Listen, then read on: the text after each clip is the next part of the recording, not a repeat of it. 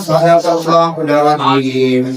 إن الله وملائكته يصلون على النبي يا أيها الذين آمنوا صلوا عليه وسلموا تسليما. اللهم صل على سيدنا مولانا اللهم صل على سيدنا مولانا محمد وعلى آل سيدنا وأصحاب سيدنا مولانا محمد وبارك وسلم وصلوا عليه. الصلاة والسلام عليك يا سيدي يا رسول الله. الصلاة والسلام عليك يا سيدي يا حبيب الله. الصلاة والسلام عليك يا رحمة للعالمين.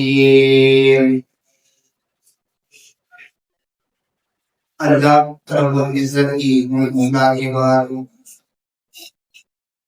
نبی رحمت، شفیع معظم، نبی محتشم، اللہ کے پیارے، امت کے سہارے، جناب معصوم احمد مصطفیٰ حضرت محمد مصطفیٰ صلی اللہ علیہ وآلہ وسلم کی بارگاہ میں اپنی عقیدتوں، محبتوں اور ارادوں کے پیش کرنے کے بعد نہایت ہی معزز و محترم سامعین حضرات، آج اس عنوان پر میں نے گفتگو کرنی ہے، وہ ہے کرامات اولیاء۔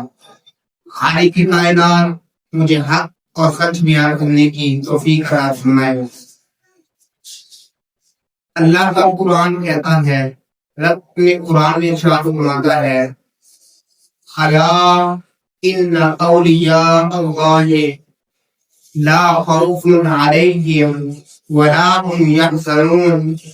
تحقیق جو اللہ کے ولی ہیں، الا گرنا بے شک تحقیق جو اللہ سے محبت کرنے والے ہیں، رب کے ساتھ جڑنے والے ہیں، رب کے ساتھ رب کی اطاعت کرنے والے ہیں، لا خوف علیہم ان پر کسی چیز کا خوف نہیں ہوگا، ولا هم یحزنون اور خوف بھی نہیں ہوگا اور کسی چیز میں وہ غمگین بھی نہیں ہوں گے۔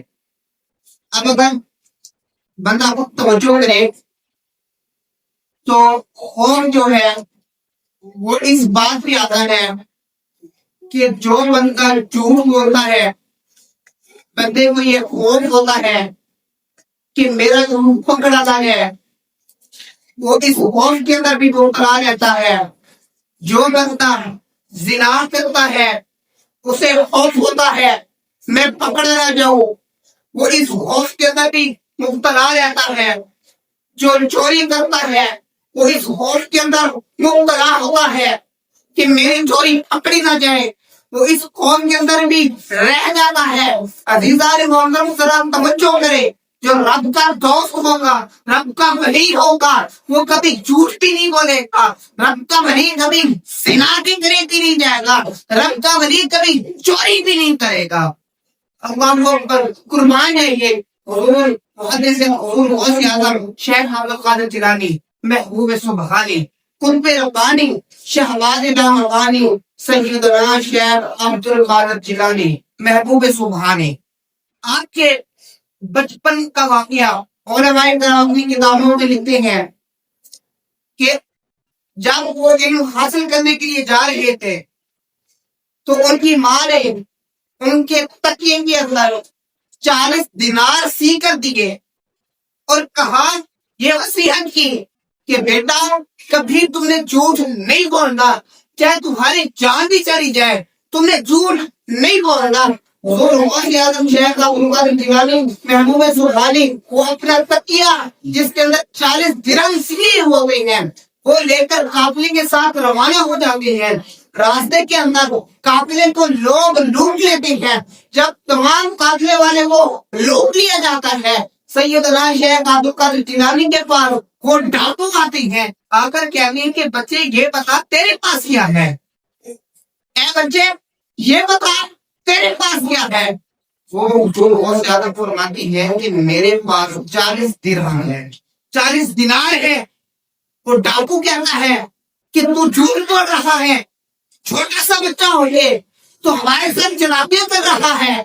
اگر تیرے گھٹنے کے اندر، تیرے تکیے کے اندر 40 درہم موجود ہے اور تمہیں پتا ہے کہ میں جھوٹ بول کر 40 درہم بچا سکتا ہوں، تمہیں وہ بچائی کیوں نہیں؟ تو ہمارے ساتھ مذاق کر رہا ہے نا.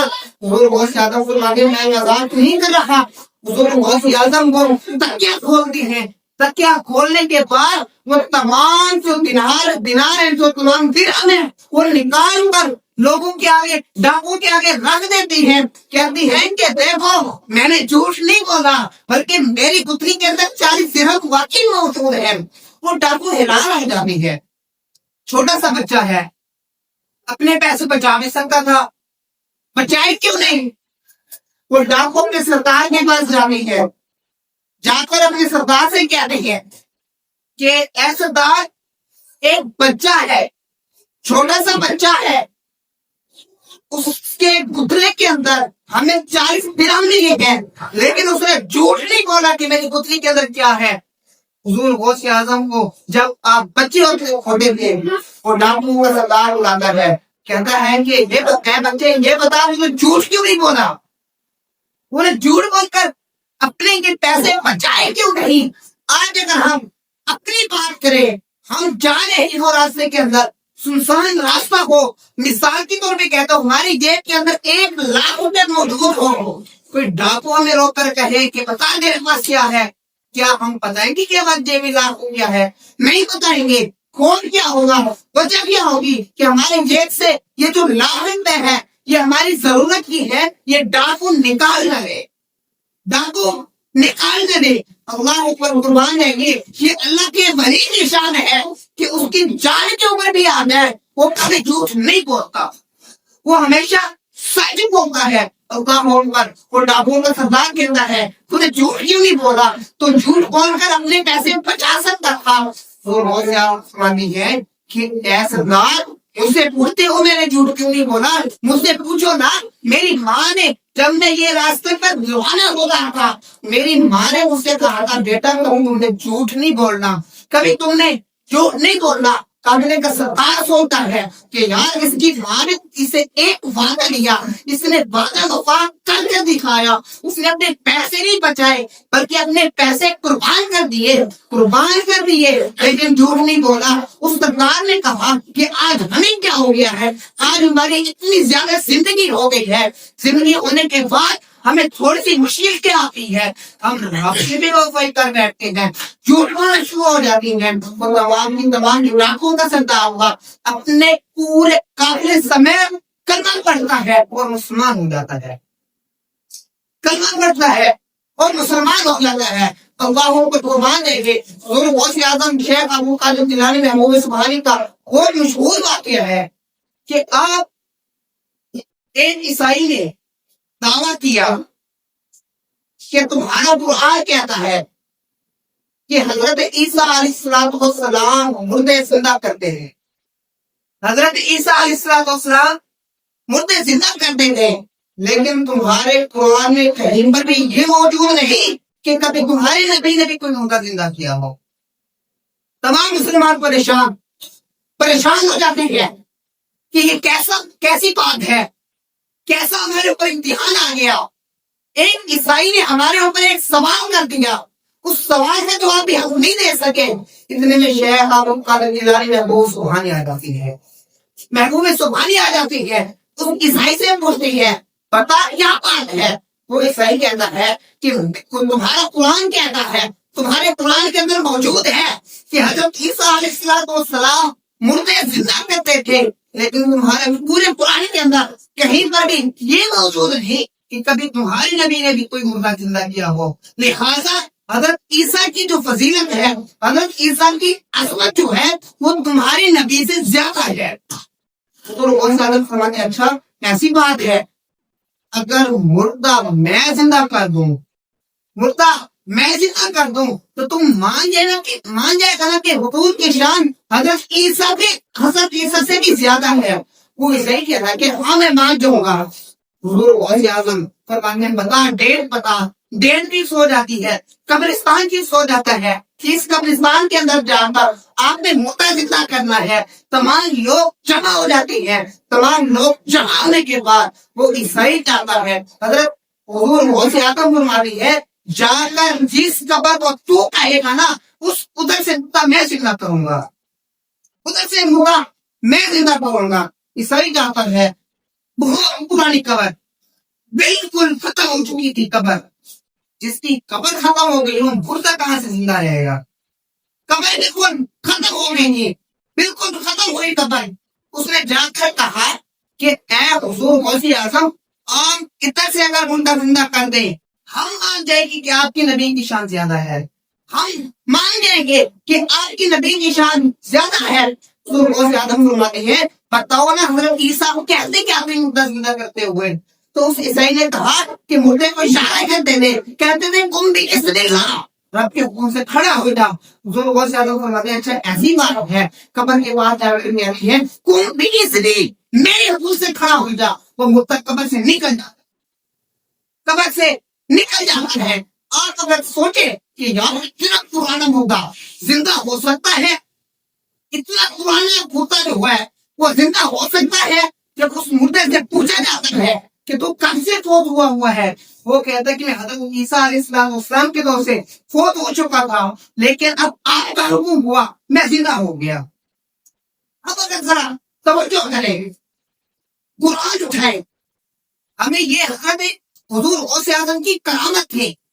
اگر ہم دیکھیں قرآن اٹھائیں، قرآن کے اندر ہمیں کرامت کی بے شمار فضیلتیں، بے شمار دلیلیں ملتی ہیں. اگر ہم صرف پہلے سپارہ اٹھائیں، پہلے سپارے کے اندر حضرت عزیر علیہ السلام اللہ تعالیٰ کے نبی تھے. انہوں نے کہا اے اللہ تو ذرا بتا کہ تو کیسے بندے کو مردہ کرتا اور پھر زندہ کرتا ہے. حضرت عیسیٰ فرمایا اللہ رب العزت کی طرف سے حکم ہوتا ہے، حضرت عزیر علیہ السلام کو 100 سال کے لیے موت آ جاتی ہے، 100 سال کے لیے موت آ جاتی ہے، فوت ہو جاتی ہے. 100 سال کے بعد جب انہیں دوبارہ زندہ کیا جاتا ہے، دوبارہ زندہ کیا جاتا ہے، پھر رب ان سے سوال کرتا ہے اے عزیر تو نے تو پوچھا نہ تھا نا کہ تو کیسے مردہ زندہ کرتا ہے، کیسے مارتا ہے، ذرا مجھے بتا، تو یہ بتا تو کتنی دیر یہاں پر ٹھہرے جو تو نے یہاں پر نیند کی ہے. حضرت عزیر علیہ السلام فرماتے ہیں کہ اے اللہ میں زیادہ سے زیادہ کتنی دیر ٹھہرا ہوں گا، ایک دن یا آدھا دن، اگلے ہفتے ایک دن یا آدھا دن میں یہاں پر میں نے نیند کی. رب نے فرمایا اے عزیر نہیں بلکہ مجھے پورے 100 سال ہو گئے ہیں، 100 سال ہو گئے ہیں. ذرا تو دیکھنا تمہیں سواری کی طرف دیکھ جس کا ہڈیوں تک باقی نہ رہی، لیکن جو کھانا تم لے کے آیا تھا کھانے کے اندر 100 سال گزر گئے، کھانے کے اندر سے دودھ ہی نہیں ہے، کھانا خراب بھی نہیں ہوا، روٹیاں سوکھی بھی نہیں، گوشت تازہ کے تازہ رہا، گوشت تازہ کے تازہ رہا. یہ تو ہے، یہ اللہ رب العزت اپنے نبیوں کی شان کو بڑھانے کے لیے، اپنے ولیوں کی شان بڑھانے کے لیے یہ رب کائنات ان کو شان فضیلتیں دیتا ہے.